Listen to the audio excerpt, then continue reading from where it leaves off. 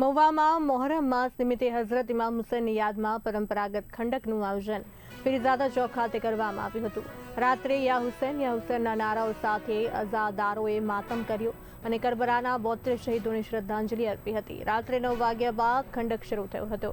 Mahuva police અને સ્વયંસેવકો દ્વારા ચુસ્ત બંદોબસ્ત વચ્ચે કાર્યક્રમ રાત્રે 2 વાગ્યા સુધી શાંતિપૂર્ણ રીતે સંપન્ન થયો, જેમાં વિવિધ સમાજના લોકોએ પણ ભાગ લઈને કોમી એકતાનો સંદેશ આપ્યો હતો। આજે મોહરમની 8 શબ થઈ ગઈ છે, કાલે 8 તારીખ થશે। આજે હમણાં આગ ઉપર માતમ એટલે અંગારાનું માતમ જેને કહેવામાં આવે છે, એ આજે વર્ષોની પરંપરાગત રીતે આજે અહીંયા સમાપ્ત થઈ ગયો અને એની અંદર તમામ લોકો, એમાં કોઈ એવું નહીં કે હિન્દુ મુસલમાન, એમ બધા લોકોએ શ્રદ્ધાથી એ ખંદકની અંદર, જ્યારે એને ખંદક કહેવામાં આવે, ઉર્દુ શબ્દ ખંદક છે, એટલે ખંદકની અંદર એની અંદર બધા લોકો ચાલ્યા અને માશાઅલ્લાહ કોઈને કાંઈ કોઈ ઈજા નથી થઈ।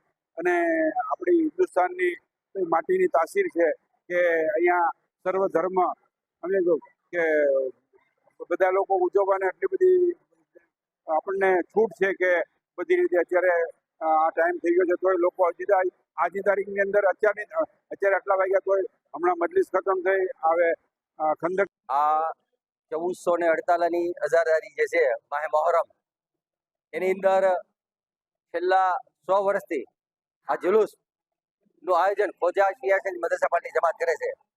હુસેની હોલ મિંબરમાંથી જેવું જુલુસ પૂરું થાય છે એવું પંજતની જે પીરઝાદા ચોક કહેવાય છે, ત્યાં ખંદકનો પ્રોગ્રામ હોય છે અને અહીંયાથી તમામ અઝાદાર ભાઈઓ ત્યાં ખંદકમાં જશે। અહીંયાથી અઝાદારી પૂરી થાય છે એટલે ત્યાં ખંદકમાં જશે અને પૂરી રાત અઝાદારી કરશે, માતમ કરશે અને અઝાદારી કરશે।